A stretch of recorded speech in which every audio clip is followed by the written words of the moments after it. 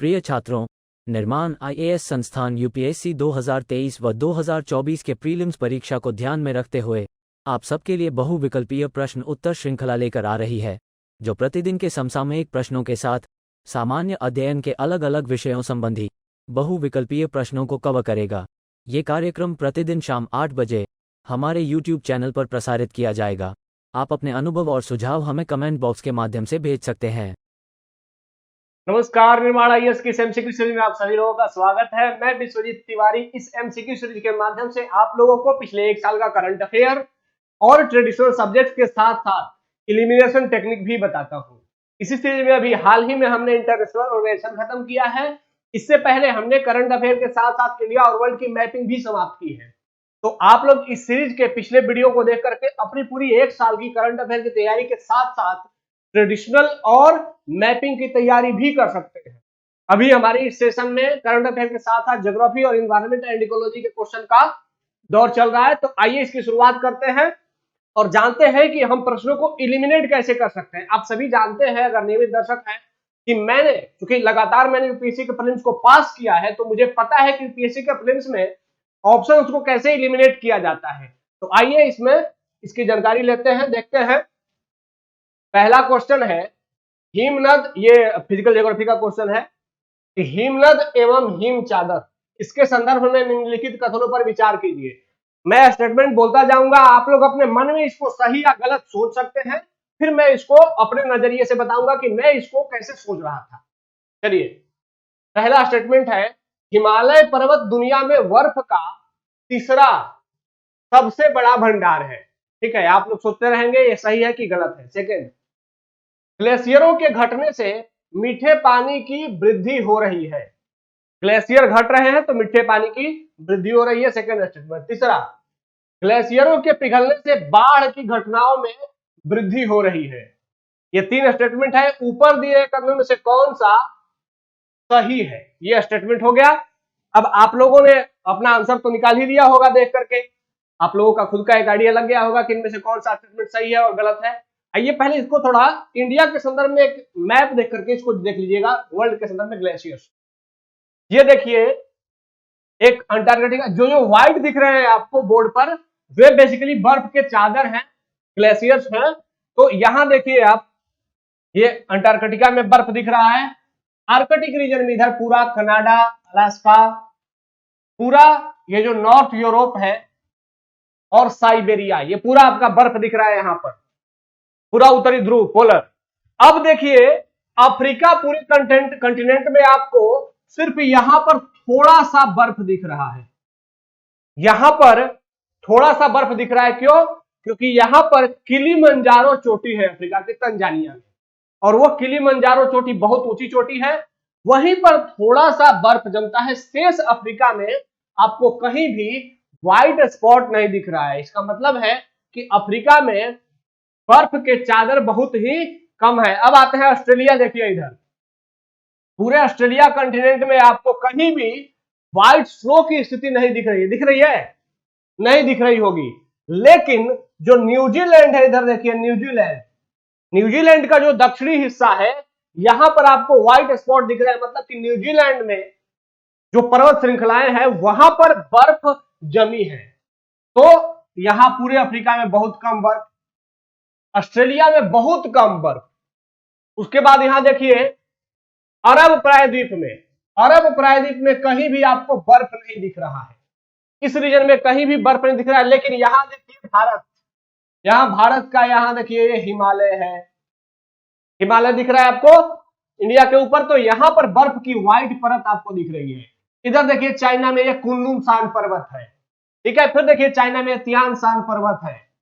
China में आपको white spot दिख रहे हैं बर्फ के। ठीक है, फिर इधर आपको मंगोलिया में कुछ दिख रहा है। तो ये जो ऊंचे ऊंचे पर्वत श्रृंखलाएं हैं, वहीं पर आपको महाद्वीपों में बर्फ के स्पॉट दिख रहे हैं, वहीं पर ग्लेशियर्स है। अब इधर आइए साउथ अमेरिका में देखिए यहां से यहां तक जो एंडीज पर्वत श्रृंखला है, क्योंकि एंडीज पर्वत श्रृंखला एक बहुत ऊंची पर्वत श्रृंखला है, तो यहां पर भी लगभग पूरी एंडीज श्रृंखला के जो ऊंचे शिखर हैं वहां पर आपको बर्फ का स्पॉट दिख रहा है। दिख रहा होगा। जबकि यहां पर देखिए उत्तरी अमेरिका में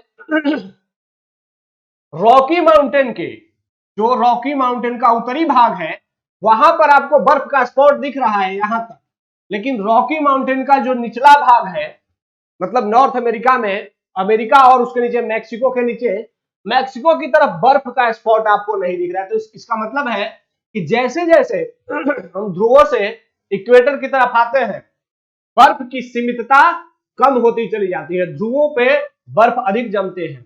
लेकिन ये साउथ अमेरिका में ऊंची चोटियों पर अप्लाई नहीं होता, यहां पर है। साथ ही यहां पर देखिए हिमालय, हिमालय में बर्फ क्यों है? क्योंकि हिमालय की ऊंचाई बहुत अधिक है। तो आप लोगों ने बर्फ की जो उपस्थिति है वो पूरे दुनिया में आपने देख ली, कहां कहां बर्फ कितने हैं। आप सभी जान चुके हैं कि कहां पर बर्फ की मात्रा बहुत सीमित है। ठीक है, ये दोनों कंटिनेंट है, बर्फ की मात्रा बहुत सीमित है। साथ ही इधर देखिए ब्राजील में इधर कहीं आपको बर्फ नहीं दिखेंगे, सीधे चिले के आसपास बर्फ आपको रॉकी एंडीज माउंटेन के साथ दिखते हैं। अब भारत के संदर्भ में आते हैं। हम लोगों ने इतना देख लिया कि पूरी दुनिया में बर्फ कहां है, कितनी मात्रा में है। अब आइए फिर पुनः वापस प्रश्न पर आ जाते हैं। प्रश्न कह रहा है कि हिमालय पर्वत दुनिया में बर्फ का तीसरा सबसे बड़ा भंडार है। तो तीसरा सबसे बड़ा भंडार है, यह स्टेटमेंट सही है कि गलत? तो अब आप खुद सोचिए कि सबसे बड़ा भंडार तो दो तो कौन हो सकते हैं, एक नॉर्थ पोल और एक साउथ पोल, यहां तो स्पष्ट है।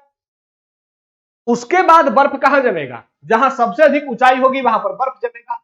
और हम सभी जानते हैं कि हिमालय दुनिया में सबसे ऊंचा माउंटेन है, उसी में दुनिया के 7-8 सबसे ऊंचे शिखर लगातार है, तो वहीं पे बर्फ जमेंगे। तो इसीलिए जो हिमालय है, हिमालय में दुनिया का थर्ड लार्जेस्ट स्नोफॉल या स्नो सीट उपलब्ध है। तो ये पहला स्टेटमेंट सही है कि हिमालय में दुनिया का तीसरा सबसे बड़ा बर्फ का भंडार है। क्लियर हो गया होगा? ठीक है। सेकंड, ग्लेशियरों के घटने से मीठे पानी की वृद्धि हो रही है। अब ये स्टेटमेंट अपने आप में कंट्राडिक्टरी है। आप लोगों को अंदाजा लग गया होगा कि अगर ग्लेशियर पिघल जाएंगे, दरअसल कुछ लोगों को थोड़ा अगर नहीं जानकारी होगी तो समझिएगा, ग्लेशियर जब पिघलेंगे तो कुछ लोग उल्टा सोच सकते हैं कि ग्लेशियर पिघलेंगे तो क्या होगा, जो ग्लेशियर का पानी है वो पिघल करके समुद्र में आ जाएगा या फिर नदियों में आ जाएगा। तो नदियों में आएगा तो फिर मीठा पानी बढ़ेगा। अरे नहीं भाई, अंततः वो पानी, जितना ग्लेशियर का पानी पिघल करके निकलेगा वो अंततः कहां जाएगा? समुद्र में। तो समुद्र में जाएगा तो मीठे पानी नहीं, बल्कि वो क्या करेगा? खारे पानी की मात्रा में वृद्धि करेगा। इसका मतलब है कि अगर ग्लेशियर पिघलते हैं, दो चीजों को बहुत ध्यान से देखिएगा, मैं यहां पे बताता हूं कि अगर ग्लेशियर पिघलते हैं, ग्लेशियर में, और अगर समुद्र में कोई बर्फ की चट्टान है, समुद्र में बर्फ की चट्टान, ये दो बातें हैं, आप लोग ध्यान से सुनिएगा। अगर ग्लेशियर पिघलता है तो समुद्र के जलस्तर में वृद्धि होगी, समुद्र के जलस्तर में क्या होगी? वृद्धि होगी। लेकिन अगर समुद्र में बर्फ की बड़ी बड़ी चट्टानें हैं, ये पिघलती हैं, तो जलस्तर में वृद्धि नहीं होगी, जलस्तर में वृद्धि नहीं होगी। अब ये वृद्धि नहीं होगी, क्यों नहीं होगी भाई? आप लोगों ने, अगर आप लोग अपने पीछे एकेडमिक क्लास में पढ़े होंगे तो वहां आपने पढ़ा होगा कि अगर ग्लास में पानी भरा हुआ है, उसमें बर्फ डाल दिया जाए तो उसके बाद जो जल का स्तर रहता है, बर्फ के गलने के बाद भी जल का स्तर उतना ही बना रहता है। इसका मतलब है कि अगर पानी में बर्फ है तो उस बर्फ के पिघलने से फिर जलस्तर में वृद्धि नहीं होती है। लेकिन ग्लेशियर क्या है? ये स्थल पर बर्फ है। ग्लेशियर का मतलब है स्थल पर बर्फ। तो लेकिन स्थल पर अगर बर्फ पिघल करके समुद्र में जा रहा है तो यहां से पानी जा रहा है समुद्र में, सिर्फ बर्फ नहीं जा रहा है, पानी जा रहा है। तो अगर ग्लेशियर पिघलते हैं तो समुद्री जल स्तर में वृद्धि होती है। लेकिन अगर समुद्र में जो बर्फ की चट्टानें हैं वे पिघलते हैं तो समुद्र के जल स्तर में वृद्धि नहीं होगी। यहां क्लियर हो गया? पुनः प्रश्न पर आ जाते हैं कि ग्लेशियर के पिघलने से पानी ग्लेशियर से पिघल कर कहा जाएगा समुद्र में। तो समुद्र में जब पानी जाएगा तो मीठे पानी के बजाय खारे पानी की मात्रा में, मीठे पानी में नहीं बल्कि खारे पानी में वृद्धि होगी। क्लियर हो गया? तो मीठे पानी में नहीं बल्कि खारे पानी में वृद्धि होगी, मीठे पानी में कमी होगी, क्योंकि ग्लेशियर क्या होते हैं? मीठे पानी के स्रोत होते हैं। तो ग्लेशियर अगर पिघल रहे हैं तो मीठा पानी कम हो रहा है। ये क्लियर है? ठीक है। अब ग्लेशियर के पिघलने से बाढ़ की घटनाओं में वृद्धि हो रही है। यह स्टेटमेंट सही है। क्यों सही है? आप सभी जानते हैं कि हिमालयी ग्लेशियर जैसे जैसे पिघलते हैं, हिमालय के जो निकट के क्षेत्र हैं, उत्तराखंड, हिमाचल प्रदेश, इन राज्यों में अक्सर बाढ़ की घटनाएं सुनने को मिल जाती है। क्यों? जैसे जैसे गर्मी का ग्लोबल वार्मिंग बढ़ रहा है, वैश्विक तापमान बढ़ रहा है, ग्लेशियर पे सनलाइट का प्रभाव तेजी से बढ़ रहा है, तो ग्लेशियर पिघल रहे हैं। अचानक से ह्यूज अमाउंट ऑफ वाटर अचानक से ही नदियों में या झीलों में रिलीज हो जाता है, गिर जाता है। तो बहुत बड़ी अमाउंट ऑफ वाटर का वहां पे गिरना क्या करता है? उसको आउटबस्ट कर देता है, वहां पे विस्फोट हो जाता है, पानी अचानक से बहुत अधिक मात्रा में आ जाती है। तो इससे क्या हो जाता है? बाढ़ की स्थिति पैदा हो जाती है। ठीक है? तो थर्ड स्टेटमेंट क्या है? सही है। सेकंड स्टेटमेंट गलत है और पहला भी सही है। तो पहला और तीसरा ए नंबर ऑप्शन सही है। क्लियर हो गया है? ठीक है। आइए, ये हमने समझ लिया, पूरी दुनिया में बर्फ का शीट समझ लिया, और ये भी कि ग्लेशियरों के घटने से मीठे पानी की कमी भी हो रही है। जो बढ़ती आबादी के साथ ग्लेशियर अगर घटेंगे तो मीठे पानी कम होंगे। ठीक है? यहां चीजें क्लियर है। मैं हट जाता हूं, हालांकि वो जो मैंने बताया है वही सब चीजें हैं यहां पर। आइए आगे बढ़ते हैं। यह क्वेश्चन भी वैसा ही है, फिजिकल ज्योग्राफी से जुड़ा हुआ क्वेश्चन है कि भारत में मरुस्थलीकरण, डिजर्टिफिकेशन इन इंडिया, भारत में मरुस्थलीकरण के संदर्भ में निम्नलिखित कथनों पर विचार करें। अब अगर भारत में मरुस्थलीकरण के बारे में आप करंट डेटा जानते हैं तो बहुत अच्छा है, आपको ऐसे प्रश्नों का उत्तर करने में कंफर्टेबल होंगे। लेकिन अगर करंट डेटा नहीं जानते हैं, आइए सबसे पहले डेटा को जान लेते हैं। ये देखिए, ये एक मैपिंग है, लैंड डिजर्टिफिकेशन इन इंडिया। ये इसरो का ये मैपिंग का डेटा है जो कि आपके सामने रखा गया है। और इसरो ने ये मैपिंग करके बताया है कि भारत में कहां कहां लैंड डिग्रेड हो रहे हैं, मतलब भूमि बंजर हो रही है या उपजाऊपन में कमी आ रही है। अब देखिए ध्यान से, जो यहां पर लाल और हल्का लाल जैसा दिख रहा है, वह जमीन अब खराब हो चुकी है। क्या हो चुकी है? डिग्रेड हो चुकी है। पहले का जो स्तर था, पहले जो उसमें उपजाऊपन था, उसमें कमी आ गई है। तो आपको लाल वाला बहुत अधिक दिख रहा है। इधर देखिए, ये जो रीजन है, ये उपजाऊ भूमि पहले थी, जो कि अब क्या हो गई है? बड़ी मात्रा में खराब हो गई है। ठीक है? यहां पर ये हो रही है किससे? Exclusively water erosion. यहां पर बहुत अधिक मात्रा में जल का दोहन किया जा चुका है। इन क्षेत्रों में जल का दोहन किया गया है। ठीक है? यहां देखिए, जो ये दिख रहा है, यहां पर जो भूमि की गुणवत्ता में कमी आई है, ये बता रहा है क्या? Wind erosion. इसका मतलब है कि यहां जो भूमि की मात्रा में कमी आ रही है, जो भूमि डिग्रेड हो रहा है, उसके लिए सबसे बड़ा जिम्मेदार कारक क्या है? उसके लिए सबसे बड़ा जिम्मेदार कारक है वायु। ठीक है? इधर सबसे बड़ा जिम्मेदार कारक है जल का अतिदोहन, जल अतिदोहन। ठीक है? फिर तीसरा कारक है जो इधर आप लोगों को दिख रहा है, खूब ग्रीनरी के साथ साथ बीच में पीला स्पॉट। ये जो पीला स्पॉट आप लोगों को इधर दिख रहा है, यहां पर पीला स्पॉट आपको यहां केरला में भी दिख रहा है। इसके पीछे का जो सबसे बड़ा कारण है, यहां पर है एसिडिफिकेशन। एसिडिफिकेशन, एसिडिफिकेशन का मतलब कि भूमि क्षारीय होती जा रही है।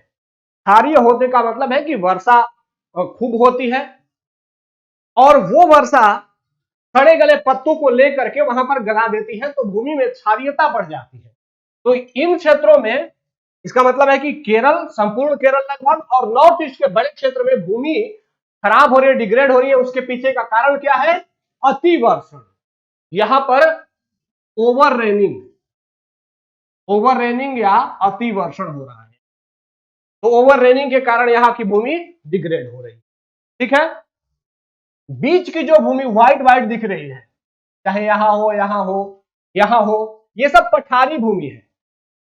जो व्हाइट वाला दिख रहा है वो पठारी भूमि है, जहां पर की पठार मतलब यहां पर भूमि की स्थिति पहले बेटर थी, लेकिन अभी यहां पर पहले बेटर होने का सेंस कि पठार तब भी था, अब भी पठार है, लेकिन यहां पर कृषि होती थी, अभी भी कृषि हो रही है, लेकिन ये पठारी भूमि है और यहां पर बहुत बड़ा चेंज नहीं आया है, लेकिन यहां पर आप बहुत अधिक गुणवत्तापूर्ण जमीन आपको बंजर उतनी गुणवत्तापूर्ण जमीन नहीं मिलेगी। यहाँ की भूमि की गुणवत्ता पहले से ही थोड़ी डिग्रेड है। तो ये हमने भारत में कुछ लोकेशंस देखे जहां पर की भूमि की क्षारीयता हो रही है, भूमि में जो डिग्रेशन हो रहा है वो कैसे हो रहा है वो हमने जान लिया। अब आइए पुनः वापस प्रश्न पे आ जाते हैं। अब प्रश्न कह रहा है कि देश की आधी से अधिक भूमि भूनिम्नीकरण की समस्या से ग्रसित है। क्या कह रहा है? आधी से अधिक भूमि। आप लोगों ने डेटा अगर नहीं पढ़ा होगा तो ऐसे जैसे ही पढ़ेंगे आपको, या मैंने जो चित्र दिखाया, मैप दिखाया, उससे हो सकता है कंफ्यूजन हो गया होगा। फिर देखते हैं सेकेंड स्टेटमेंट। भारत वर्ष 2030 तक भूनिम्नीकरण तटस्थ स्थिति प्राप्त करने के लिए प्रतिबद्ध है। इसका मतलब है कि भारत सरकार का टारगेट है कि हम वर्ष 2030 तक जो हमारे यहाँ बंजर हो रही है भूमियां या भूमि डिग्रेड हो रही है उसको पुनः रिस्टोर करके क्वालिटी भूमि बना देंगे। तीसरा, इसरो द्वारा भारत की मरुस्थलीकरण और भूनिम्नीकरण एटलस तैयार किया गया। तो थर्ड स्टेटमेंट तो आप लोगों ने जान ही लिया कि मैंने अभी अभी बताया कि ये थर्ड स्टेटमेंट सही है। बाकी पहला और दूसरा स्टेटमेंट का आप लोग सोच चुके होंगे, मुझे उम्मीद है आप लोगों ने आंसर भी सोच लिया होगा, किसमें से कौन सा आंसर होगा। आइए फिर देखते हैं। एक बात और ध्यान रखिएगा, जो मैं बार बार बताते रहता हूं, ट्रिक के तौर पर इसको बताते रहता हूं कि आपको इसको इलिमिनेट करने में ऑप्शन फायदा होगा, और वो होता है कि जैसे कोई डेटा दिख जाए, डेटा पर बहुत अधिक भरोसा नहीं करना चाहिए। बेसिकली यूपीएससी का डेटा मैक्सिमम केस में गलत दिया जाता है। तो यहां भी अगर डेटा दिया गया है कि देश की आधी से अधिक भूमि, अब आधी से अधिक भूमि क्या हो गई है? भूनिम्नीकरण की समस्या से ग्रसित है। यहां आधी से अधिक करके मतलब एक डेटा दे दिया इसमें। जैसे ही डेटा दिया, ये डेटा के गलत होने की संभावना अधिक है। ये क्या है? गलत है। तो पहला जैसे ही गलत हुआ आपका, ये तीनों कट गए, आंसर आ गया 2 और 3। अब जान लेते हैं कि भाई इसके संदर्भ में भारत में स्थिति क्या है। बेसिकली भारत में अराउंड 30% जो भूमि है, भारत की कुल भूमि का जो 30% भाग है, वह भूमि डिग्रेशन या निम्नीकरण की स्थिति से ग्रसित है। यहां पर देख लीजिए कि इसरो ने इसके लिए एक सैटेलाइट जारी किया है, एक एटलस जारी किया है, और उसमें उसने बताया है कि हमारे भौगोलिक क्षेत्र का लगभग 30% भूमि निम्नीकरण से प्रभावित है। ठीक है, और ये भूमि निम्नीकरण के कारण क्या है? तो यहां पर हमारे यहां कारण में पहला बताया है कि कृषि कार्यों का विस्तार। कैसी भूमि पर? जो सामान्य भूमि थे जहां पर की कृषि नहीं होती थी, उन क्षेत्रों में भी कृषि कार्य का विस्तार। दूसरा, फसल चक्रण अनुचित होना।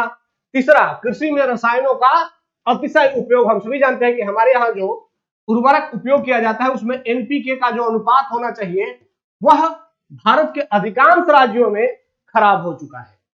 आप लोग कमेंट बॉक्स में बताएंगे कि भारत में या पूरी दुनिया में एनपीके का अनुपात कितना होना चाहिए, और भारत के पंजाब राज्य में एनपीके का अनुपात कितना है, ये आप लोग कमेंट में बताएंगे। ठीक है, बेसिकली सर्च करके बताइएगा, लेकिन सर्च करके बताएंगे तो आपकी ये चीजें तैयार भी होंगी, ये आपको बताना है। ठीक है, फिर उसके बाद हम लोग सिंचाई प्रणाली का कुप्रबंधन करते हैं। तो ये ध्यान रखना है कि भारत ने एक कन्वेंशन पर हस्ताक्षर किया है। वो कन्वेंशन का नाम क्या है? कि United Nation Convention to combat desertification, UNCCD. आप लोगों ने एनवायरमेंट में पढ़ा होगा इसको, UNCCD, United Nation Convention to combat desertification, on combat desertification. तो इस डिजर्टिफिकेशन को कंट्रोल करने के लिए इस एक्ट पर भारत ने, इस संधि पर भारत ने साइन किया है, और भारत का लक्ष्य क्या है कि वर्ष 2030 तक हमारे यहां जो भूमि निम्नीकृत हुई है उसकी तटस्थ स्थिति को प्राप्त कर लेना है। मतलब जो भारत की भूमि, ध्यान रखना है कि जो पहले से ही मरुस्थल है उसके बारे में बात नहीं हो रही है, लेकिन जो भूमि खराब हुई है किसी भी कारण से, चाहे वो कृषि के कारण से हुई हो, अति चराई के कारण से हुई हो, या विंड के कारण, जैसे अगर राजस्थान में थार मरुस्थल है तो जहां तक पहले से मानक मरुस्थलीय क्षेत्र है वहां की बात नहीं हो रही है, उसके बाद जो मरुस्थल बढ़ा है, हमने देखा कि विंड के कारण मरुस्थल का विस्तार हुआ है, हवा के कारण, तो उस जो विस्तार है उसको रोकना है। बाद में जो भारत के अन्य क्षेत्रों में जो वर्षा के कारण या फिर जमीन से अतिशय जल दोहन के कारण जो भूमि का निम्नीकरण हुआ है उसको सही करना है। पहले से जो बैरन लैंड था, जैसे कि थार मरुस्थल हो गया या फिर लेह लद्दाख में जो शीत मरुस्थल हो गया, यहां के लिए हमारे पास कोई इफेक्ट नहीं है, लेकिन जो वर्तमान में भूमि अच्छी थी कुछ समय पहले उसको पुनः वापस रीस्टोर कर देना है। ठीक है, तो ये लक्ष्य है 2030 तक का कि हमें पूर्ण रूप से तटस्थ स्थिति को प्राप्त कर लेना है, ये आपको जानना है। ठीक है, आइए आगे बढ़ते हैं। अगला क्वेश्चन बेसिकली इकोनॉमी से है, और इकोनॉमी के क्वेश्चन को सॉल्व करते समय मैंने आप लोगों को बार बार बताया है, जब भी इकोनॉमी के क्वेश्चन आपके सामने आए हैं, कि आपके पास इकोनॉमी का कंसेप्ट क्लियर होना चाहिए। इकोनॉमी के ट्रेडिशनल कंसेप्ट जो होते हैं, कोई भी कंसेप्ट हो, चाहे वो सीआरआर, एसएलआर या फिर जो भी पूछा जाए उसमें, वो कंसेप्ट क्लियर होने चाहिए और उसके साथ एक साल का करंट अफेयर तैयार होना चाहिए। और अगर इकोनॉमी तैयार नहीं है तो प्रीलिम्स भी तैयार नहीं है, ये मान के चलिएगा, क्योंकि वहां से 15 से 18 क्वेश्चन पूछे जाते हैं, और अगर आप 15 से 18 क्वेश्चन मिस कर गए, वहां आप 4-5 पे आ गए, तो फिर पास करना लगभग मुश्किल हो जाता है। तो इकोनॉमी और पॉलिटी, ये दोनों सेक्शन आपके एग्जाम में अच्छे जाने ही चाहिए, तभी प्रीलिम्स पास होने की संभावना बनेगी। तो इन दोनों सेक्शन पे आपका मेहनत बाकी सेक्शन की तुलना में थोड़ा अधिक जरूर होना चाहिए। ठीक है, आइए प्रश्न पे आते हैं। हालांकि फिर भी मैं बताता हूं कि उसके बावजूद, कम जानकारी के बावजूद ऑप्शन को हम इलिमिनेट कर लेंगे। कैसे, आइए देखते हैं। पहला, deposit insurance and credit guarantee corporation, DICGC, इसके बारे में निम्नलिखित कथनों पर विचार करें। अब ये क्या है भाई, कि डिपॉजिट इंश्योरेंस, किसको करता है, डिपॉजिट को, एंड क्रेडिट गारंटी, जो आपकी क्रेडिट है उसकी गारंटी देता है। अब पहला स्टेटमेंट, यह भारतीय रिजर्व बैंक RBI की पूर्ण स्वामित्व वाली शाखा है जो जमा पर बीमा प्रदान करती है। पहला स्टेटमेंट मैं पढ़ते जा रहा हूं, आप लोग भी इसका सही और गलत सोचते रहेंगे ताकि आप लोग भी अपने नॉलेज का टेस्ट लगातार करते रहेंगे। सेकेंड स्टेटमेंट, यह बैंक के प्रति खाता धारक 10 लाख रुपए इसकी सीमा तक बचत, चालू आवर्ती और सावधि जमा जैसे जमा खातों की बीमा करता है। Second statement. थर्ड स्टेटमेंट, यह निगम deposit insurance fund, credit guarantee fund और जनरल फंड इसका रख रखाव करता है। इसका मतलब है कि ये जो DICGC है वो 3 प्रकार का फंड बनाता है, और उसी 3 प्रकार के फंड के माध्यम से वह जमा को क्या करता है, जमा का बीमा करता है। अब ये पढ़ करके आप लोगों ने इसका कौन सा कथन सही है, आप लोगों ने इसका सही और गलत ढूंढ लिया होगा। अब आते हैं कि भाई चलिए, मान लिया कि इसके बारे में हमें जानकारी नहीं है, फिर कैसे सही करेंगे, कुछ तो ट्रिक होगा सही करने के लिए। एलिमिनेशन टेक्निक क्या होगा भाई, तो देखते हैं। यह भारतीय रिजर्व बैंक की पूर्ण स्वामित्व, देखिए कहां कहां हार्ड स्टेटमेंट है उसको पकड़िए, पूर्ण स्वामित्व वाली शाखा है जो जमा बीमा प्रदान करती है। तो पहला स्टेटमेंट में एक हार्डकोर स्टेटमेंट मिला कि किसकी पूर्ण स्वामित्व है इस पर, RBI की पूर्ण स्वामित्व। सेकंड में, यह बैंक के प्रति खाता धारक 10 लाख रुपए की सीमा तक बचत, चालू आवर्ती और सावधि जमा जैसे जमा खातों की बीमा करता है। तो मैंने आप लोगों को बार बार कहा है, जो डिजिट वाला फैक्ट होता है वो बाकी किसी फैक्ट की तुलना में अधिक वल्नरेबल होता है गलत होने। तो यहां इन्होंने जैसे ही कहा 10 लाख रुपए, ये 10 लाख रुपए वाला फैक्ट क्या हो गया, मैक्सिमम केस में गलत होगा। हो सकता है 10 लाख की जगह 5 लाख हो या 1 लाख हो, ठीक है, लेकिन 10 लाख जैसे ही फैक्ट दे दिया कि एक डिजिट दिया, तो वो डिजिट के गलत होने की संभावना बहुत अधिक होती है। इवन पहले वाले फैक्ट से भी ज्यादा गलत होने की संभावना डिजिट वाले फैक्ट की होती है। तो ऐसे में, और इसके अंदर फिर तीसरा है कि इसके अंदर 3 फंड है, 1, 2 और 3, हो सकता है कि कोई चौथा फंड भी हो, लेकिन इन सब में गलत होने के लिए सबसे अधिक मैंने बार बार जोड़ दिया है कि जो डिजिट होता है, जो डिजिट वाला डेटा होता है, वही डेटा सबसे अधिक गलत होने के लिए संभावित रहता है।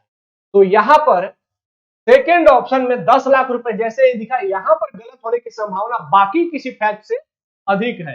तो दो गलत अगर है तो यहां गलत है, ये भी गलत है, ये भी गलत है, और आपका आंसर निकल गया एक, केवल एक और तीन। अब आइए जान लेते हैं डीआईसीजीसी क्या है भाई। बेसिकली 1978 में दो कंपनियां पहले होती थी, एक थी डिपॉजिट इंश्योरेंस कॉर्पोरेशन और दूसरी थी क्रेडिट गारंटी कॉर्पोरेशन। इन दोनों को मिला करके और फिर 1978 में बनाया गया deposit insurance and credit guarantee corporation. एक था 1961 का। अब ये है क्या भाई, तो ये आरबीआई ने एक कंपनी बनाई है, एक बीमा कंपनी बनाई है। किसकी बीमा करेगी? बैंकों में जो आपका पैसा जमा है उस जमा पैसे का वो बीमा करती है। कि अगर कोई बैंक, मान लीजिए कभी कि कोई बैंक रन कर गया, बैंक रन करने का मतलब हो गया कि बैंक डूब गया। अगर बैंक डूब गया तो उस बैंक में बहुत सारे लोगों ने पैसे जमा किए होंगे, उनके पैसे का क्या होगा भाई? तो उनके पैसे की गारंटी कोई लेगा तभी तो लोग बैंक पर भरोसा करेंगे ना। हम क्यों सरकारी बैंक या कोई किसी बैंक पर भरोसा करते हैं? क्योंकि हमें लगता है कि जो बैंक है ये सरकार द्वारा गारंटेड है, तभी तो हमें इन पर भरोसा रहता है, तभी तो हम बैंक में पैसे जमा करते हैं। तो अगर बैंकों में जो हमारा पैसा है उसकी बीमा हो जाए तो हम क्या करेंगे? बैंक पर अधिक भरोसा करेंगे, फिर बैंक में पैसा रख पाएंगे। तो इसी भरोसा को मेंटेन करने के लिए, और कभी बैंक पर कोई आपात स्थिति नहीं आए, तो आपात स्थिति से ग्राहकों को बचाने के लिए, जिन्होंने कि बैंक में पैसे जमा किए उनको बचाने के लिए deposit insurance and credit guarantee corporation की स्थापना की गई। और इसकी स्थापना आरबीआई ने की है। ये पूर्ण रूप से आरबीआई की स्वामित्व वाली कंपनी। इसका उद्देश्य क्या है कि जितना, अगर कोई बैंक रन होता है या कोई बैंक अगर डूब जाता है तो बैंक में आपके जितने भी अमाउंट जमा है, अगर वो 5 लाख तक है, तो पूरी की पूरी पैसे को कौन रिटर्न करेगा? डीआईसीजीसीआई। ये पूरा पैसा 5 लाख तक की जो आपका जमा है वो पूरा वापस कर देगा। अगर आपने 50 लाख भी जमा किए होंगे तो भी वो आपको 5 लाख जमा वापस कर देगा। अगर आपने 10 लाख किए होंगे तो भी 5 लाख, मतलब 5 लाख एक अपर लिमिट है। उसके नीचे जिसने जमा किए होंगे जितना, उसको पुनः वापस उतना लौटा दिया जाएगा। लेकिन 5 लाख के ज्यादा वालों को नहीं लौटाया जाएगा, उनको सिर्फ 5 लाख रुपए दिए जाएंगे। इसका मतलब है कि आपका बैंक में, किसी भी बैंक में अगर आपका पैसा जमा है और वो 5 लाख तक है तो आपका पैसा डूबने वाला नहीं है। लेकिन हाँ, 5 लाख से अधिक है तो जितना अधिक वाला अमाउंट है वह बैंक की स्थिति पर डिपेंड करता है। तो यहां पर 5 लाख रुपए तक की आपकी क्या है? बीमा है। और ये ध्यान रखना है कि ये अमाउंट पहले 1 लाख रुपए हुआ करता था। 2017 या 2018 एग्जैक्टली डेट मुझे याद नहीं है, इसमें बढ़ा करके इसको 5 लाख कर दिया गया है। ठीक है, तो अब ये 5 लाख तक। और फिर अब ध्यान रखना है कि आरबीआई की तो पूर्ण स्वामी तो हो ही गई, और 5 लाख तक किस अकाउंट में पैसा आपका है? तो अगर बचत अकाउंट में है, चालू खाता में है, आवर्ती खाता में है या सावधि जमा है, इन चारों खाते में अगर आपका पैसा है तो वो आपका पैसा बीमा के तौर पर गारंटेड है। ठीक है, ध्यान रखना है कि ये 5 लाख तक ही मैक्सिमम आपकी जो जमा है उसकी बीमा करता है। फिर कवरेज कौन कौन से है, यहां पर वेरी इंपॉर्टेंट पॉइंट है, यहीं पर गलत होने की संभावना बहुत अधिक होगी आपकी अगर नहीं पता होगा तो। देखिए कवरेज इसका, पहले तो कि सार्वजनिक और निजी क्षेत्र के बैंक, मतलब कि जो सरकारी बैंक है और प्राइवेट बैंक है दोनों बैंक को कवर करता है। फिर स्थानीय क्षेत्र के bank, regional rural bank RRB, जो क्षेत्रीय ग्रामीण बैंक होते हैं वे भी कवर है इसके अंतर्गत। दूसरा लघु वित्त बैंक, जो कि छोटे बैंक होते हैं, स्मॉल फाइनेंस बैंक, वो भी कवर है। क्षेत्रीय ग्रामीण बैंक ये भी कवर है। सहकारी बैंक मतलब कोऑपरेटिव बैंक ये भी कवर है। और विदेशी बैंकों की भारतीय शाखाएं। इसका मतलब है कि भारत में अगर कोई विदेशी बैंक है और उसकी शाखा जो यहां पर है वह भी गारंटेड है इस एक्ट के तहत, तो विदेशी बैंकों में भी अगर आप पैसा रखते हैं तो भी आप उस पर ट्रस्ट कर सकते हैं कि आपकी 5 लाख तक की अमाउंट सिक्योर है। ठीक है, अब यहां ध्यान रखिएगा ये सभी उसमें कवर है, लेकिन ध्यान रखिएगा कवर कौन सा नहीं है? Payment bank. ठीक है, पेमेंट जैसे Paytm payment bank, Airtel payment bank, ये सब पेमेंट बैंक जो आते हैं, या पोस्ट ऑफिस पेमेंट बैंक, इनका पैसा इसमें पेमेंट बैंक का कहीं नाम है नहीं, तो पेमेंट बैंक इसमें कवर नहीं है। बाकी सभी बैंक यहां पर इस एक्ट के अंतर्गत कवर किए गए। ठीक है, अब आते हैं कि ठीक है ये तो कवरेज रहा, अब कोष कौन कौन से है भाई इसमें? तो इसमें 3 कोष बनाए गए हैं। इस संस्था ने अपने यहां 3 फंड बनाए हैं। एक है जमा बीमा कोष, क्रेडिट गारंटी फंड और जनरल फंड। इन तीनों फंड के माध्यम से आपका जो पैसा बैंक में होता है वो बैंक में रखा हुआ पैसा बीमा होता है, इंश्योर्ड होता है। ठीक है, तो आज हमने इसको बढ़िया से जान लिया। अब आपको डाउट नहीं होगा मुझे उम्मीद है। ठीक है, आगे बढ़ते हैं। अगला देखिए, ये बेसिकली क्वेश्चन आप फिजिकल ज्योग्राफी का मानिए या फिर एनवायरमेंट इकोलॉजी का मानिए, दोनों जगह सेट कर जाएगा कि महासागर तापीय ऊर्जा रूपांतरण, ओशन थर्मल एनर्जी कन्वर्सन, ये क्या है भाई? ये आप लोग देखेंगे। इसके संदर्भ में निम्नलिखित कथनों पर विचार कीजिए। मैं पढ़ता जाऊंगा, आप लोग अपने मन से सोचते रहेंगे कि कौन सा स्टेटमेंट सही है और कौन सा गलत है। पहला, ओटीईसी, इसी के बारे में है, ओशन थर्मल एनर्जी कन्वर्सन। ये विद्युत उत्पादन हेतु समुद्री धाराओं की गतिज ऊर्जा का उपयोग करता है। मेरी एक आदत है, जहां भी मुझे फैक्ट दिखता है मेरा पेन चलने लगता है वहां पर। आप लोग को भी अगर ये हैबिट हो जाए तो ये बहुत अच्छी हैबिट है। ये प्रीलिम्स को पास करने में बहुत हेल्प करती है, तो इसको डेवलप कर ही लेना चाहिए। हालांकि मैं आगे ध्यान रखूंगा कि मैं आप लोगों के सामने, हालांकि ठीक है, चलिए ये भी अच्छा है, गतिज ऊर्जा का उपयोग करता है। सेकेंड, भारत अपनी प्रथम ओटीईसी परियोजना का विकास अंडमान एवं निकोबार द्वीप समूह में कर रहा है। 2 स्टेटमेंट हो गए। अब ऊपर दिए गए में से कौन सा सही नहीं है? सही नहीं को मैंने इसलिए घेरा क्योंकि ये मैं आप लोगों को बताना चाहता हूं कि आपकी हैबिट हो जानी चाहिए सही और गलत या फिर सही नहीं जैसे ही देखा उसको घेर देने की। क्योंकि जब भी हम पढ़ने लगते हैं फ्लो में, तो अब इसके बाद का नहीं पढ़ेंगे, सिर्फ सही देखा और फिर आगे देखा ही नहीं, जल्दी में नीचे बढ़ गए और हम जानते हुए भी क्वेश्चन को गलत करके चले गए। और ऐसे में आपके 2-3 क्वेश्चन भी गलत हो गए तो मान के चलिए कि आपका पूरा एग्जाम का मेहनत बर्बाद हो गई।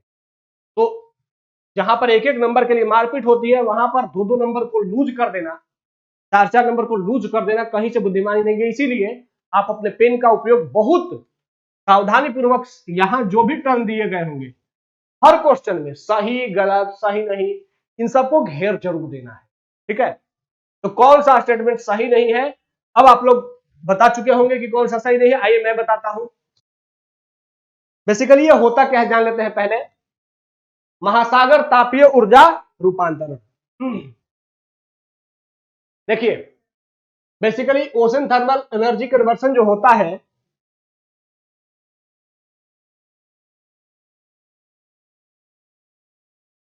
हाँ ठीक है, इसको समझ लेते हैं। ये थोड़ा सा शायद पेन कुछ अल्टर सा चल गया है। ठीक है, ये होता क्या है भाई कि समुद्र के अंदर जो तापमान में अंतर होता है, इसका मतलब है, ये फिगर देखिएगा आप लोग, अगर ओशन में, ये ओशन है,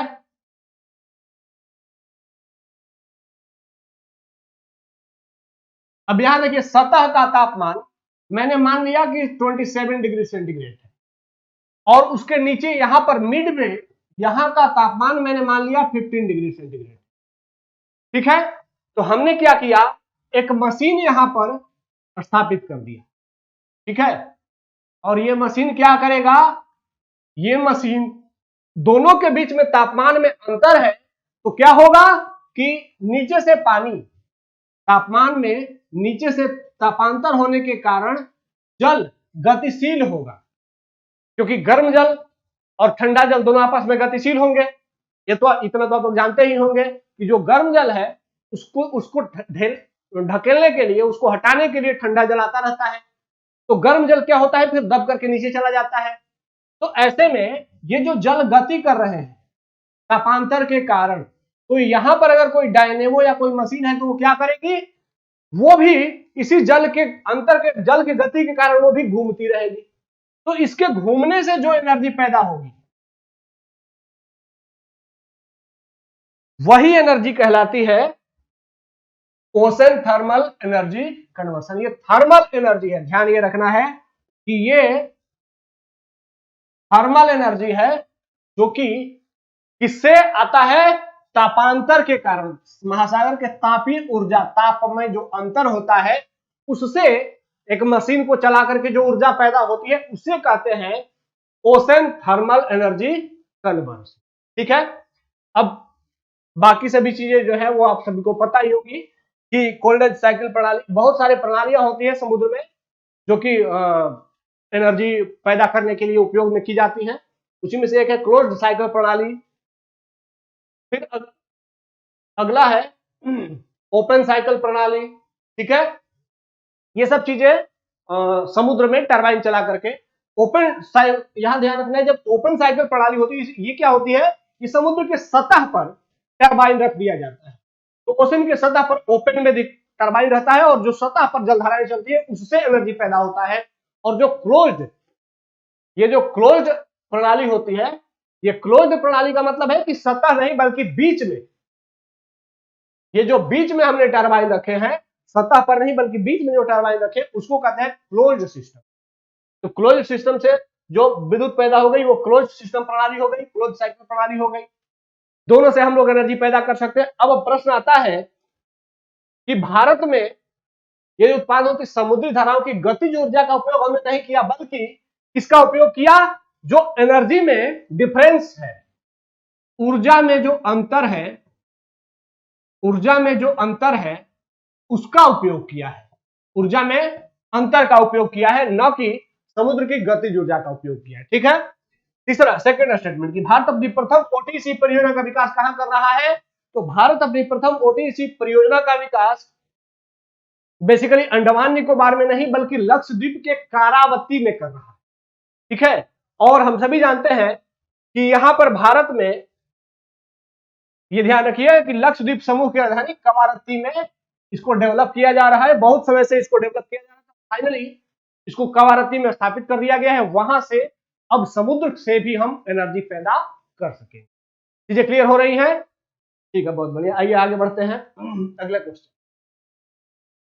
ये इस क्वेश्चन को आप लोग वेरी वेरी इंपॉर्टेंट मान करके देख सकते हैं। ठीक है, ये क्वेश्चन काफी चर्चा में रहा है हमारे यहाँ। चावल को लेकर के, चावल की वैरायटी को लेकर के रिसर्च हो रहे हैं कि कौन सा चावल ऐसा है जो जलवायु परिवर्तन को सहने के लिए बहुत अधिक सक्षम है।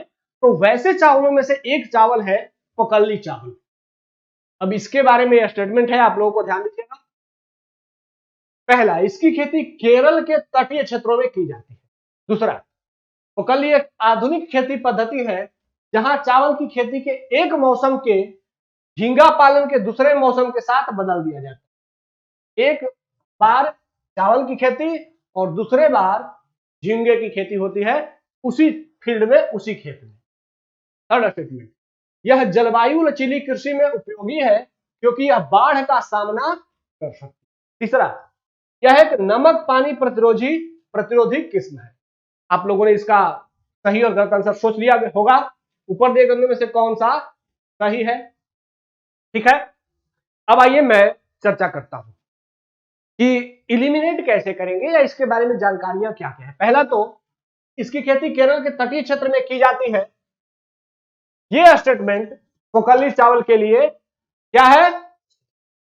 सही है। इसका पोकल्ली चावल बेसिकली केरल के तटीय क्षेत्रों में की जाती है, यहां पर जहां पर की समुद्र की धाराएं खेतों में पहुंच जाती है, समुद्र का जल पानी खेतों में पहुंच जाता है तो समुद्र का पानी नमकीन होता है। तो ऐसे नमकीन पानी में बहुत सारे फसल सरवाइव नहीं कर पाते क्योंकि उसमें नमक होता है और नमक से बहुत सारे फसल गल जाते हैं। लेकिन उस नमकीन पानी में भी पोकल्ली चावल सरवाइव कर जाता है। ठीक है, तो पोकल्ली चावल समुद्र के नमकीन पानी में भी सरवाइव कर जाता है। दूसरा, समुद्र का पानी जब आएगा तो बाढ़ के जैसे आएगा। तो पोकल्ली चावल क्या करता है? बाढ़ का भी सामना कर सकता है। मतलब बाढ़, अगर इसकी पत्तियां जल में डूबी रहेंगी तब भी यह डेड नहीं होगा, तब भी हम मरेगा नहीं बल्कि डेड, समुद्र के जल में डूबे होने के बावजूद यह जिंदा रहेगा। तो बाढ़ का भी सामना कर सकता है। तीसरा स्टेटमेंट भी सही है। समुद्र का पानी आएगा और उसमें सर्वाइव कर रहा है तो इसका मतलब है कि नमक के पानी का प्रतिरोधी है। तो चौथा स्टेटमेंट भी सही है। सेकेंड स्टेटमेंट में कह रहा है कि पोकली एक आधुनिक खेती पद्धति है। बेसिकली पोकली कोई आधुनिक खेती पद्धति नहीं है। आप सभी जानते हैं कि हमारी जो परंपरागत कृषि पद्धतियां हैं, जो ट्रेडिशनल एग्रीकल्चर सिस्टम है, वो सच में बहुत क्वालिटी सिस्टम है। तो उसी प्रकार का केरल में ये पुरानी परंपरागत कृषि प्रणाली है, जो अंग्रेजों के आने के बाद काफी इंडेंजर्ड सी हो गई थी। लोग इस पर कम ध्यान दे रहे थे, लेकिन फिर से वर्तमान में इसकी भूमिका बढ़ गई है। तो इसीलिए अब पोकली चावल फिर से फेमस हो रहा है। और ये कोई आधुनिक नहीं बल्कि परंपरागत है, मतलब पुरानी कृषि प्रणाली है जो कि भारत में सदियों से चली आ रही है। तो सेकेंड स्टेटमेंट क्या हो जाएगा? गलत। तो सेकेंड अगर गलत हुआ तो कौन सा सही हो गया? 1, 3 और 4। इस पूरे प्रश्न को जानने के लिए सिर्फ ये जानना था कि केरल के तटवर्ती इलाके में सिर्फ इसकी खेती होती है, बाकी सभी चीजें आपने खुद ही सोच ली। तटवर्ती इलाके में होगा तो समुद्र का पानी आएगा, समुद्र का पानी नमकीन होता है, पानी आएगा तो समुद्र का पानी बाढ़ के जैसा आता है, बाकी सभी चीजें अपने आप सही हो जाएंगी। ठीक है, ये देखिए खारे पानी की प्रतिरोधी किस्म है, केरल के तटीय क्षेत्र में होती है। यह एक प्राचीन खेती पद्धति है। अब ये ध्यान रखना है कि इस पोकली चावल की कुछ विशेषता है। विशेषता क्या है? और इस खेती पद्धति की विशेषता यह है कि एक बार एक खेत में एक बार इसमें चावल का उत्पादन होता है, और जब चावल कट जाता है तो उसी खेत में फिर झींगा मछली का भी उत्पादन होता है। मतलब एक ही खेत में 2 फसल हो जाती है। ठीक है, तो इससे क्या हो जाता है कि झींगा मछली का जो अवशेष होता है वह चावल के लिए फिर से खाद का भी काम कर देता है। तो बहुत अच्छी प्रणाली है, ये पुरानी ट्रेडिशनल प्रणाली है। अब इसमें ध्यान ये रखना है कि इसमें फाइबर, प्रोटीन, विटामिन ई, इसके साथ साथ आयरन, एंटीऑक्सीडेंट, बोरोन और सल्फर ये पर्याप्त मात्रा में पाए जाते हैं। और सबसे महत्वपूर्ण बात कि ये जो चावल है, इस चावल को 2007 में भौगोलिक संकेतक टैग दिया जा चुका है। आप लोग कमेंट बॉक्स में बताएंगे कि भारत में भौगोलिक संकेतक विभाग या उसका कार्यालय कहां अवस्थित है, ये आप लोग कमेंट में बताएं। ठीक है, आइए आगे बढ़ते हैं। अगला क्वेश्चन ये यूपीएससी के 2020 का क्वेश्चन है, और डेली इस सेशन में एक क्वेश्चन को शामिल किया जाता है, आप सभी जानते ही हैं। इस सेशन में इस क्वेश्चन को शामिल करने का मकसद होता है कि हम आपको बता सके कि यूपीएससी के जो प्रीवियस ईयर क्वेश्चन होते हैं उसको भी स्मार्टली इलिमिनेट किया जा सकता है, कम नॉलेज के बावजूद सही किया जा सकता है। जरूरी नहीं कि उसके लिए कि आपकी नॉलेज ही हो तभी क्वेश्चन आपसे बनेगा, उसको हम इस क्वेश्चन के माध्यम से समझेंगे। भारत में निम्नलिखित में से किन्हें कृषि में सार्वजनिक निवेश माना जा सकता है? इसका मतलब है कि ये इकोनॉमी का क्वेश्चन है। अब आइए देखते हैं कृषि में सार्वजनिक निवेश। सार्वजनिक निवेश का मतलब क्या है? सरकार द्वारा किया गया निवेश। अब आप लोगों को एक बात ध्यान रखना है, खर्च और निवेश में अंतर पता होना। खर्च और निवेश में अगर अंतर पता होगा तो ये प्रश्न आसानी से हो जाएगा। ध्यान रखना है, आसानी से होने का मतलब है कि इलिमिनेट हो जाएगा। पहला स्टेटमेंट, सभी फसलों के कृषि उत्पादन के लिए न्यूनतम समर्थन मूल्य निर्धारित करना।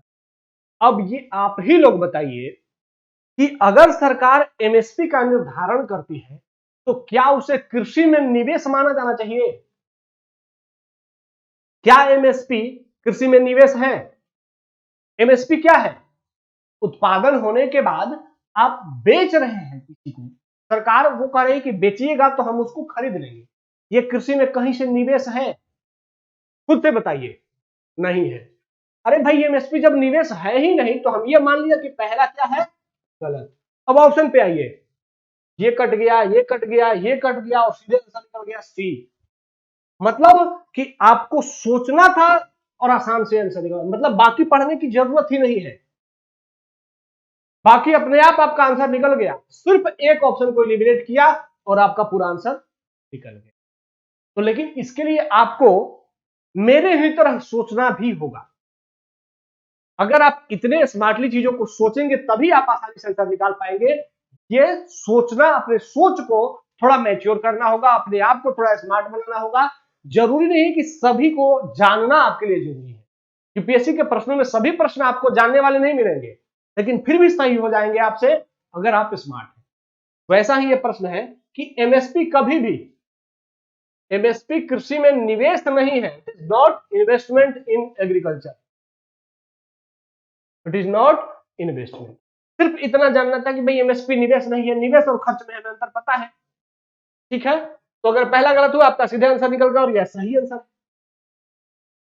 तो इसीलिए आप लोग प्रीवियस ईयर क्वेश्चंस को भी तैयार करते रहिए, समझते रहिए कि जरूरी नहीं कि सिर्फ पढ़ने से आप यूपीएससी के प्रश्नों को सॉल्व करेंगे, बहुत सारे प्रश्न बिना जानकारी वाले प्रश्न भी आप सही करेंगे सिर्फ स्मार्ट एलिमिनेशन टेक्निक और प्रेजेंस ऑफ माइंड के साथ। आइए आगे क्वेश्चन देखते हैं। अगला क्वेश्चन अगला क्वेश्चन है फुटलूज उद्योग के संदर्भ में।